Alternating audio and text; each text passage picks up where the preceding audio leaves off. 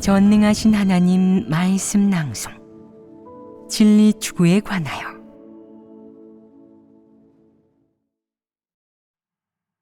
진리 추구란 무엇인가? 13. 국가의 흥망이라는 일을 도대체 하나님은 어떻게 보고 있는지, 사람은 어떻게 올바르게 대해야 할지 알아야 하지 않겠느냐? 사람이 어떤 입장에서 이 일을 바라보아야 국가의 흥망에는 민초도 책임이 있다 라는 사상의 잠식과 영향에서 벗어날 수 있을지 알아야 한다. 먼저 국가의 흥망이라는 일이 모든 사람, 모든 세력, 모든 집단을 좌지우지할 수 있는지를 보자.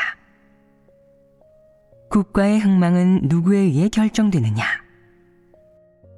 하나님에 의해 결정됩니다. 그렇다. 이 근원을 명확히 알아야 한다. 한 국가의 흥망은 하나님의 주제와 밀접한 관련이 있을 뿐 어떤 사람과도 관계가 없다. 어떤 세력, 어떤 사상, 어떤 사람도 한 국가의 운명을 바꿔놓을 수는 없다. 국가의 운명에는 무엇이 포함되느냐? 국가의 흥성과 쇠망이 포함된다. 국가가 발달했는지 낙후했는지, 지리적으로 어떤 위치에 있는지, 국가가 포괄하는 면적과 영토는 얼마나 되는지, 지상과 지하, 영공을 포함한 영토 내의 자원은 얼마나 되는지, 통치자는 누구인지, 통치 집단은 어떤 사람들인지, 통치자의 정치 강령과 통치 방식은 어떤 것인지, 그들이 하나님을 인정하고 하나님께 순종하는지, 하나님에 대한 그들의 태도는 어떠한지 등은 전부 한 국가의 흥망과 관계가 있다. 이것들은 어떤 한 사람이 결정하는 것도 더욱이 어떤 한 세력이 결정할 수 있는 것도 아니다.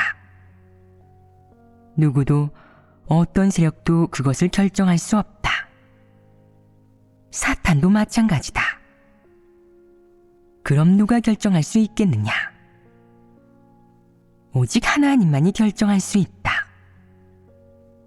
사람은 이 일들을 이해하지 못하고 사탄도 그렇다.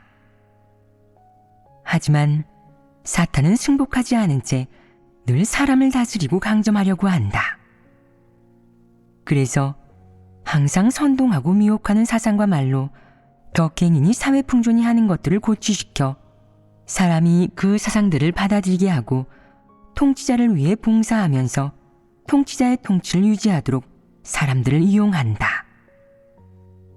하지만 사실 사탄이 어떻게 하든 한 국가의 흥망은 사탄과도 전통문화 사상이 퍼져나가는 힘이나 깊이, 범위와도 관계가 없다.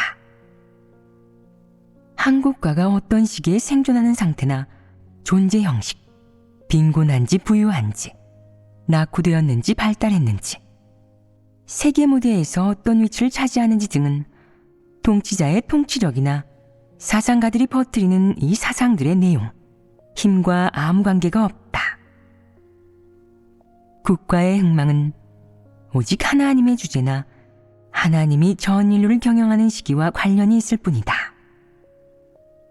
어떤 시기에 하나님이 어떤 사역을 해야 하며 어떤 일을 주재하고 배치해야 한다면, 또 전 사회를 어떻게 발전시키고 어떤 사회 형식이 생겨나도록 이끌고 싶다면 그 시기에 특별한 인물들이 등장하고 큰일, 특수한 일들이 발생한다. 예를 들어 전쟁의 발생, 한 국가의 영토가 다른 국가에 합병당하는 일, 혹은 특수한 신기술의 등장, 5대양 6대주 지각의 이동 등은 전부 하나님 손의 주제와 함대 아래 있다. 어쩌면 별 볼 일 없어 보이는 사람의 등장이 전 인류의 진보를 이끌 수도 있고, 별거 다 아닌 것 같은 작은 일이 발생한 후 인류의 대이동이 발생할 수도 있으며, 어떤 작은 일이 시초가 되어 전 인류의 커다란 변화가 일어나면서 경제, 군사, 비즈니스, 의료 등의 다양한 정도의 변화가 생길 수도 있다. 이러한 변화는 지구에 있는 모든 국가의 운명과 흥망에 영향을 미친다. 그러므로 어떤 국가가 강하든 약하든 그 운명과 흥망은 모두 하나님의 인류 경영이나 하나님의 주제와 관계가 있다고 하는 것이다. 그럼 하나님은 왜 이렇게 행사하겠느냐? 거기에는 다 하나님의 뜻이 있다. 어쨌든 모든 국가와 민족의 존망과 성세는 어떤 종족이나 세력, 통치 계층, 통치 모델이나 방식, 심지어 어떤 개별적인 인간과도 전혀 관계가 없다. 그것은 오직 창조주의 주제, 그리고 창조주가 인류를 경영하는 시기와 인류를 경영하고 인도하여 어디로 나아갈 것인지와 관계가 있을 뿐이다. 그러므로 하나님이 어떻게 행사하든 그것은 다 한 국가와 민족, 종족, 집단, 그리고 개체의 운명에 영향을 미치게 된다. 이러한 점에서 봤을 때 어떤 개별적인 인간, 종족, 민족, 국가의 운명은 사실 서로 관계가 있으며 밀접하게 연관되어 있다고 할 수 있다. 이 몇 가지는 때려야 뗄 수 없는 관계에 있다. 하지만 그 관계는 국가의 흥망에는 민초도 책임이 있다 라는 사상 관점 때문에 생겨난 것이 아니라 창조주의 주제로 인해 생겨난 것이다. 이 몇 가지의 운명이 모두 유일무이한 참 하나님, 창조주의 주제 아래 있기에 서로 불가분의 관계가 생긴 것이다. 이는 국가 흥망이라는 일의 근원이자 본질이다. 그렇다면 많은 개체의 입장에서 볼 때 사람이 어떤 관점으로 국가의 흥망을 대해야겠느냐? 먼저 그 국가가 다수의 개체를 얼마나 만족시켜주는지, 얼마나 많은 것들을 보장해주는지를 봐야 한다. 만약 다수의 개체가 잘 살아가고 자유와 발언권을 가지며 국가와 정부에서 반포하는 모든 정책이 더없이 이성적이어서 공평하고 합리적이라는 느낌을 준다면, 국민들의 인권이 보장되고 생존권이 박탈당하지 않는다면 사람은 자연히 그 국가를 의지처로 여길 것이고 그 국가에서 살아가는 게 행복하다고 생각하면서 마음속으로 그 국가를 사랑할 것이다. 그런 국가의 흥망에는 민초도 책임이 있다. 사람은 진심으로 그 국가를 위해 책임을 다하고 그 국가가 영원히 존재하기를 바랄 것이다. 그것이 그의 삶과 그의 모든 것에 이롭기 때문이다. 그러나 만약 그 국가가 국민들의 삶도 당연한 인권도 보장해주지 못하고 언론의 자유도 없어서 마음속 말을 좀 하려고 해도 제약하고 억압하며 심지어는 말하거나 비평하는 것까지 허용하지 않는다면, 국민들이 괴롭힘과 모욕을 당하고 박해받을 때 국가에서 신경도 쓰지 않는다면, 국민들에게 어떤 자유도 없고 최소한의 인권과 생존권까지 박탈당한다면 하나님을 믿고 따르면서 탄압과 박해를 마주해야 하며 집이 있어도 돌아가지 못하고 하나님을 믿는 사람이 개죽음을 당해야 한다면 그 국가는 마귀의 국가, 사탄의 국가지 진정한 국가가 아니다. 그런 국가의 흥망에도 민초에게 책임이 있겠느냐? 사람은 마음속으로 그 국가를 혐오하고 증오하니 설령 이론적으로 책임이 있다고 인정할지라도 그 책임을 다하고 싶지는 않을 것이다. 만약 강적이 침략해 온다면 많은 사람이 마음속으로 자기 나라가 하루빨리 무너지기를 바랄 것이다. 그래야 국민들이 좀 더 나은 삶을 살 수 있을 테니 말이다. 그러므로 국가의 흥망에 민초도 책임이 있는지의 핵심은 국가와 정부가 국민과 대중을 어떻게 대하는지, 과연 민심을 얻었는지에 있다. 이는 무척 중요한 부분으로 주로 이것에 근거하여 결정된다. 한편 근원적으로 봤을 때 각 국가에 어떤 일이 발생하는 데는 배후에 다 이유가 있으며 그 일의 발생을 촉진한 요소가 있다. 이는 어떤 한 명의 민초나 평범한 인물이 조종할 수 있는 일이 아니다. 그렇기에 국가의 흥망과 관계된 일은 어떤 한 계층이나 집단이 결정할 수 있는 것도 간섭할 힘이 있는 것도 아니다. 이것이 사실 아니겠느냐. 예를 들어 통치계층이 영토를 확장하고 이웃 국가의 좋은 땅이나 시설, 자원을 점령하고자 한다면 결정을 내린 후에 군사력과 자본, 각종 물자를 비축하고 때를 의논해서 영토 확장에 착수할 것이다. 국민들에게 이러한 일에 대해 알 권리가 있겠느냐? 너에게는 알 권리조차 없다. 너는 그저 최근 몇 년간 국가의 세수가 늘었으며 각종 명목으로 요구하는 세금이 많아지고 국채가 증가했다는 것만 알 뿐이다. 너에게는 오직 납세의 의무만 있다. 국가에 어떤 일이 발생할지, 통치자가 어떤 일을 할지 등이 너와 조금이라도 관계가 있겠느냐? 국가가 전쟁을 하기로 결정하는 순간 어떤 국가나 어떤 영토를 어떻게 침략하겠다는 그런 일들은 오직 통치계층만 알 뿐 전장에 나갈 병사들조차 알지 못한다. 그들에게는 알 권리조차 없다. 통치자가 가리키는 곳으로 가서 싸워야 하는데 왜 싸워야 하는지, 얼마 동안 싸워야 하는지, 이길 수 있을지, 언제 집으로 돌아갈 수 있을지 모른다. 아무것도 아는 게 없다. 어떤 이는 자기 아들, 딸이 전쟁터에 나갔는데도 부모로서 그들은 모르고 있다. 심지어 아들, 딸이 죽었다는 사실조차 알지 못하며 유골이 도착하면 그제야 자식이 죽었다는 사실을 알게 된다. 말해보아라. 국가의 흥망과 국가에서 어떤 일을 하고 어떤 결정을 내릴지 등이 너라는 민초와 관련이 있겠느냐? 국가가 너라는 민초에게 알려주겠느냐? 너에게 참여할 권리가 있겠느냐? 너는 알 권리조차 없으니 참여는 말할 것도 없다.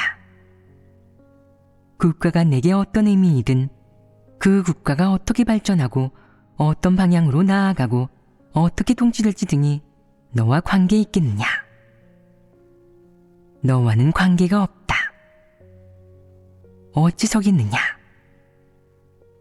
너는 민초이기 때문이다.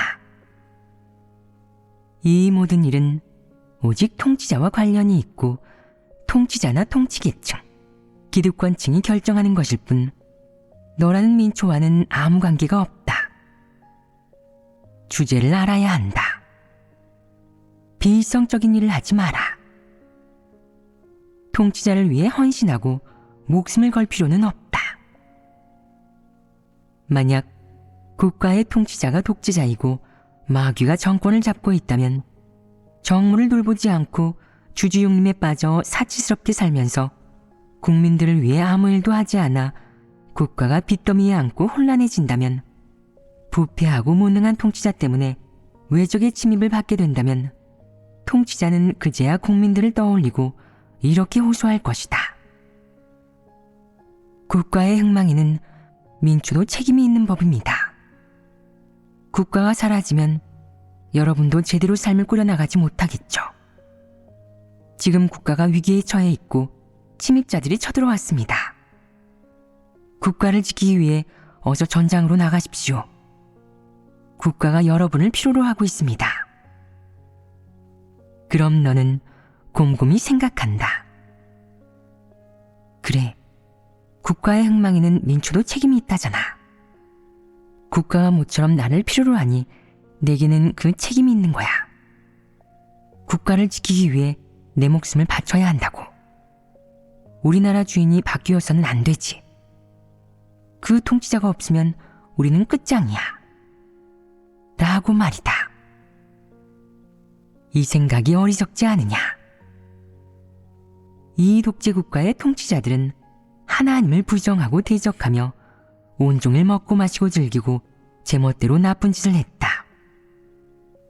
또 국민들 머리 꼭대기에 앉아 위세를 부리면서 국민들을 괴롭히고 해쳤다. 이런 통치자를 위해 몸을 돌보지 않고 싸우고 망설임 없이 그들을 지키며 그들을 위해 전장에 나가 총알바지로 목숨을 바치는 것은 너무도 어리석은 처사이며 맹목적인 충성이다. 어째서 너무도 어리석다고 하겠느냐? 군인이 도대체 누구를 위해 전장에 나가 싸우겠느냐? 누구를 위해 목숨을 바치겠느냐? 누구를 위해 총알바지가 되겠느냐? 게다가 닭 잡을 힘조차 없는 너 같은 서민이 전장에 나간다는 것은 필부의 혈기로 목숨을 버리는 짓이다. 전쟁이 닥친다면 무의미한 희생이나 반항을 할 게 아니라 안전한 곳으로 도망갈 수 있도록 지켜달라고 하나님께 기도해야 한다. 무의미한 희생은 어떻게 정의되느냐? 필부의 혈기라고 한다. 국가의 흥망에는 민주도 책임이 있다. 라는 정신을 기꺼이 받드는 사람이 지킬 것이며 그들이 통치자를 위해 목숨을 바칠 것이다. 국가의 흥망은 그들의 이익이나 생존에 크나큰 영향을 미치며 국가의 일은 그들이 주관한다. 너는 일개필부로 국가를 지킬 힘이 없으니 그런 일은 너와 아무 관계가 없다. 그럼 과연 어떤 국가가 지킬 가치가 있는 국가겠느냐? 만약 자유민주주의 제도를 갖춘 국가, 통치자가 진심으로 국민들을 위해 일하며 국민들의 정상적인 삶을 보장해주는 국가라면 지키고 보호할 가치가 있다. 국민들은 그런 국가를 지키는 것을 곧 자신의 집을 지키는 것이요 미룰 수 없는 책임이라고 여기며 기꺼이 국가를 위해 일하고 책임을 다할 것이다. 그러나 만약 마귀가 권력을 잡고 사탄이 권력을 잡고 있고 통치자들이 사악할 뿐만 아니라 심각하게 어리석으며 마왕의 운명이 다해 자리에서 내려와야 할 때가 되었다면, 하나님이 강력한 국가를 일으켜 공격하게 했다면 이는 하늘이 사람에게 주는 신호이다. 즉, 지금의 통치자는 자리에서 내려와야 하며 그는 그 권력을 가질 자격도 그 영토를 차지할 자격도 그 나라 사람들에게 부양받을 자격도 없음을 사람들에게 알려주는 것이다. 그는 그 나라 국민들에게 어떤 기쁨도 가져다 주지 못했고 그의 통치는 국민들에게 어떤 행복한 삶이나 복지도 안겨주지 못했으며 오직 국민들을 괴롭히고 해하고 짓밟고 유린하기만 했기 때문이다. 그러니 그런 통치자는 내려와 자리를 물려주어야 한다. 만약 민주제도로 바뀌고 덕행 있는 사람이 정권을 잡는다면 이는 민심이 원하고 모두가 기대하는 바이자 하늘의 뜻에 순응하는 것이기도 하다. 하늘에 순응하는 자는 성하고 하늘에 역행하는 자는 망한다. 평범한 민중으로서 늘 국가의 흥망에는 민초도 책임이 있다 라는 사상에 오도되어 통치계급을 숭상하고 따르기만 한다면 너는 반드시 빨리 죽을 것이고 통치계급의 희생양이나 부장품이 되기 쉬울 것이다. 반면 만약 내가 진리를 추구하며 사탄의 미혹에 빠지지 않고 사탄의 권세에서 벗어나 목숨을 보존할 수 있다면 올바른 국가가 나타나는 것, 덕망 있고 현명한 지도자가 정권을 쥐는 것, 좋은 사회제도가 세워지는 것을 볼 희망이 있을 것이며 운 좋게 행복한 삶을 누릴 수 있을 것이다. 이것이 슬기로운 자의 선택 아니겠느냐? 침입자는 누구나 적이고 마귀라고 생각하지 마라. 그 생각은 틀렸다. 언제나 통치자를 지고무상한 인물로 보면서 그가 얼마나 많은 악행을 저지르든 어떻게 하나님을 대적하고 하나님을 믿는 사람을 해하든 그를 그 땅의 영원불변한 주인으로 본다면 이는 틀려도 단단히 틀린 것이다. 지난날 봉건 통치 왕조가 무너지자 사람들은 비교적 민주적인 사회제도 아래에서 살아가면서 상대적으로 자유롭고 행복해졌으며 물질적으로도 예전보다 훨씬 풍요로워졌다. 또 사람들의 시야나 식견, 각종 사물을 바라보는 관점도 예전보다 선진화되었다.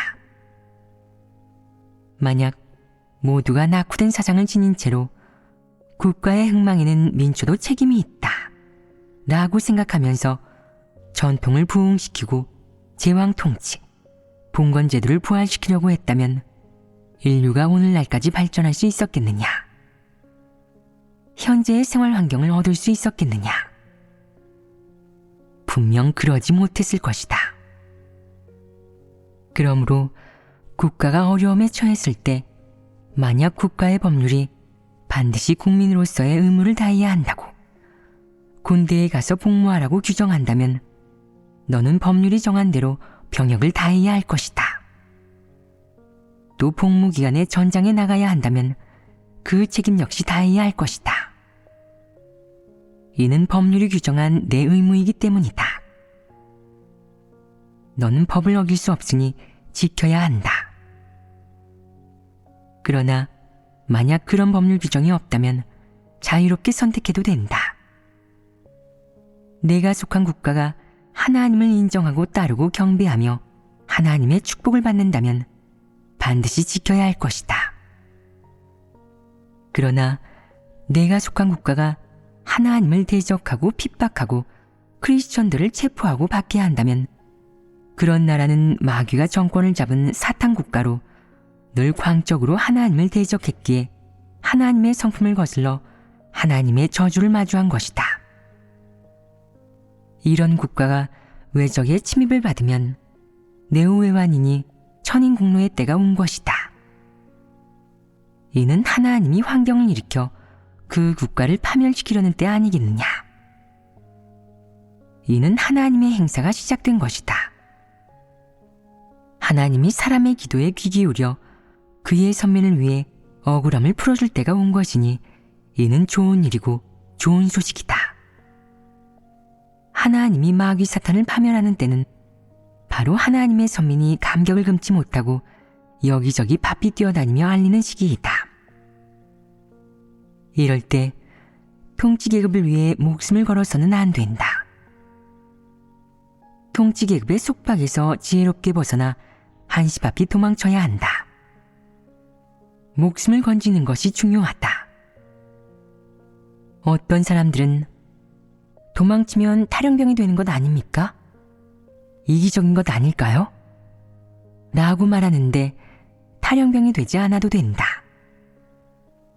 내 삶의 터전을 지키면서 침입자들이 그 땅을 폭파시키고 점령하기를 기다려라. 그리고 어떤 결과가 생기는지 보아라. 사실 국가에 어떤 큰일이 발생하든 서민들에게는 주동적으로 선택할 권리가 없다. 그저 수동적으로 기다리고 지켜보고 그 일의 발생으로 인한 필연적 결과를 감내할 뿐이다. 이것이 사실 아니더냐? 이는 사실이다. 어떻게 말하든 도망치는 것이 현명하다. 자기 목숨을 지키고 가족의 안전을 지키는 것, 이것이 내 책임이다.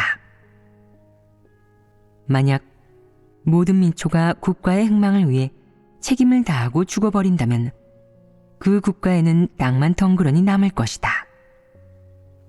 그럼 그 국가의 본질이 존재하겠느냐? 국가는 그저 빈말이 될 것이다. 그렇지 않겠느냐?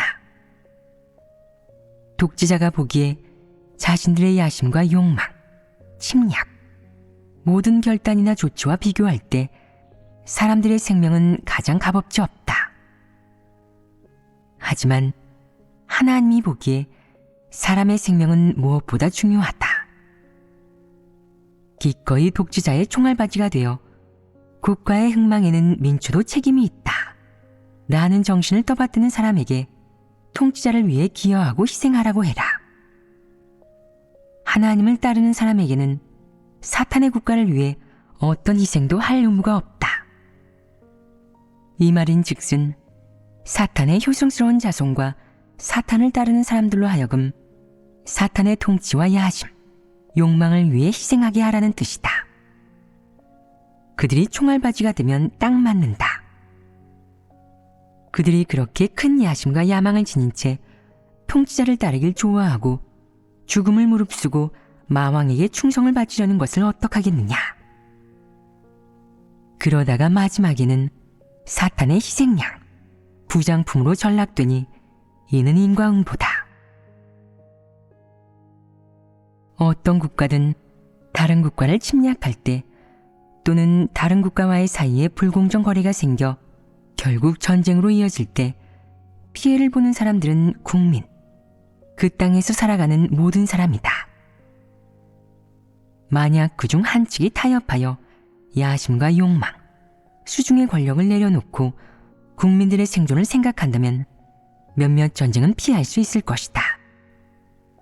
이는 사실이다.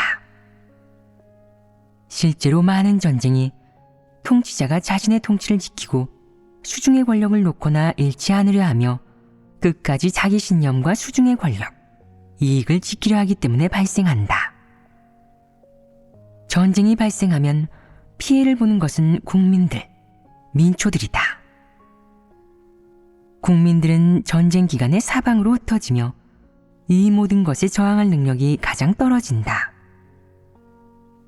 통치자들이 국민들을 생각해 주겠느냐? 어떤 통치자도 만약 제가 제 신념과 이론을 지킨다면 전쟁이 발생할 것입니다. 그럼 피해를 보는 것은 국민들이 되겠지요. 설사 승리한다고 할지라도 이 땅은 무기와 탄약에 의해 파괴될 것이며 사람들이 생존하는 터전도 망가질 것입니다. 그럼 사람들은 이 땅에서 생존하면서 행복한 삶을 살 수 없을 테죠. 국민들을 지키기 위해 제가 자리에서 내려가겠습니다. 무기를 버리고 투항하며 협상에 응하겠습니다. 라고 말하면서 전쟁을 피하지는 않는다. 이런 통치자가 있더냐? 사실 마음으로 전쟁을 원하는 국민은 하나도 없다. 국민들은 정치 세력의 각축전이나 힘겨루기에 끼어들고 싶어 하지도 않는다. 그저 통치자에 의해 수동적으로 전쟁터, 단두대로 보내질 뿐이다. 전쟁터에 보내진 사람은 희생을 하든 살아남든 결국 다 통치자의 통치를 지키는 것이다. 그러니 최종 수혜자는 통치자 아니겠느냐? 국민들이 그 속에서 무엇을 얻을 수 있겠느냐? 국민들은 전쟁 속에서 유린당하고 삶의 터전이 망가지며 생존하던 생활 환경 역시 파괴된다. 어떤 이는 가족을 잃고 더 많은 사람은 돌아갈 곳을 잃은 채 떠돌아다니며 돌아갈 날을 기약하지 못한다. 하지만 통치자는 삶의 터전과 국민들의 생존을 지키기 위해 전쟁을 일으켰다며 번지르란 말을 늘어놓는다. 이런 주장이 성립하겠느냐? 이는 기만하는 소리 아니겠느냐? 최종적으로 이 모든 나쁜 결과를 감내해야 하는 것은 국민들, 서민들이다. 그리고 배후의 최대 수혜자는 통치자다. 그는 계속 국민들과 이 땅을 통치하며 손에 권력을 쥐고 통치자의 자리에 서서 명령을 내릴 수 있다. 반면 백성들의 삶은 도탄에 빠져 미래도 희망도 보이지 않는다. 그럼에도 불구하고 국가의 흥망에는 민초도 책임이 있다. 라는 사상이 무척 옳다고 생각하는 사람이 있는데 이제 보니 어떠하냐? 정말 옳으냐? 이 말은 전혀 옳지 않다. 사탄이 사람에게 주입한 이 사상의 출발점을 보든 아니면 인류의 발전사에서 각 단계 통치자들의 음모, 욕망, 야심을 보든 그것도 아니면 국가의 흥망과 관련된 어떤 사실을 통해 보든 이 사건들의 발생은 한 명의 민초나 개체 혹은 집단이 어찌할 수 있는 것이 아니다. 마지막에 피해를 보는 것은 상황을 알지 못하는 국민, 서민들이고 최대 수혜자는 국가의 통치계층, 최고 통치자다. 국가가 어려움에 처했을 때 그들은 국민들을 전선에 보내 총알바지로 삼고, 국가가 무사평안할 때 국민들은 그들을 먹여주고 입혀주는 부모가 된다. 그들은 국민들에게서 고열을 짜내 자신을 먹여 살리게 하고, 궁극적으로는 국가의 흥망에는 민초도 책임이 있다 라는 사상을 주입시켜 억지로 받아들이게 한다. 만약 받아들이지 않으면 애국자가 아니라는 딱지를 붙이는데, 그 말인즉슨 내가 너희를 통치하는 것은 너희에게 행복한 삶을 제공하기 위함이다. 내가 통치하지 않았다면 너희는 살아남지 못했을 것이다. 그러니 말 잘 듣는 양민이 되어 국가의 흥망을 위해 언제든 스스로를 바치고 희생할 준비를 해라 라는 것이다. 누가 국가냐? 누가 국가의 대명사냐? 통치자가 바로 국가의 대명사다. 그가 사람에게 국가의 흥망에는 민초도 책임이 있다 라는 사상을 주입시킴으로써 먼저 사람이 다른 선택의 여지 없이, 망설임이나 어떤 이의도 없이 자신의 책임을 다하게 한다. 또한 국가의 흥망, 통치자의 거취가 사람에게 무척 중요하니 반드시 조심 또 조심해서 지켜야 한다고 알려준다. 그래야 정상적으로 생존을 보장받을 수 있다고 말이다. 사실이 이러하더냐? 결코 그렇지 않다. 통치자가 하나님에게 순종하지 않고 하나님의 뜻대로 행하지 않으며 국민들을 위해 일하지 않으면 민심을 얻을 수 없다. 그런 자는 좋은 통치자가 아니다. 만약 통치자가 국민들을 위해 일하기는커녕 자신의 이익을 도모하고 국민들 머리 꼭대기에 앉아 위세를 부리며 국민들의 고열을 짜는 기생충이 되었다면, 그런 통치자는 마귀이자 사탄으로 아무리 권력이 있어도 국민들의 옹호를 받을 자격이 없다. 그들이 없다면 국가가 존재하지 않겠느냐? 국민들의 삶이 존재하지 않겠느냐? 똑같이 존재한다. 어쩌면 삶이 더 나아질지도 모른다. 국가에 대한 의무와 책임은 과연 무엇인가? 라는 질문의 본질을 꿰뚫어 본다면, 어떤 국가에서 살아가든 국가의 대사와 정치, 운명이나 존망과 관련된 문제에 대해 올바른 관점을 지니게 될 것이다. 이렇게 올바른 관점이 생겨나면 국가의 흥망과 관련된 일에 대해 올바른 선택을 내릴 수 있다.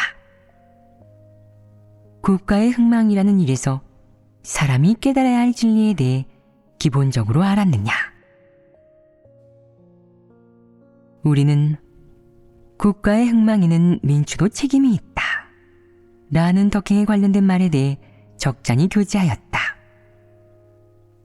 국가의 개념, 국가라는 단어가 이 사회에서 사람에게 어떤 영향을 주는지, 국가의 흥망이라는 일에 있어 사람이 국가와 민족에 다해야 할 책임은 무엇인지, 어떤 선택을 해야 할지, 하나님은 이 일에서 사람에게 어떤 요구를 하는지 등을 전부 명확히 교제하지 않았느냐? 그렇습니다. 그럼 오늘은 여기까지 교제하도록 하겠다.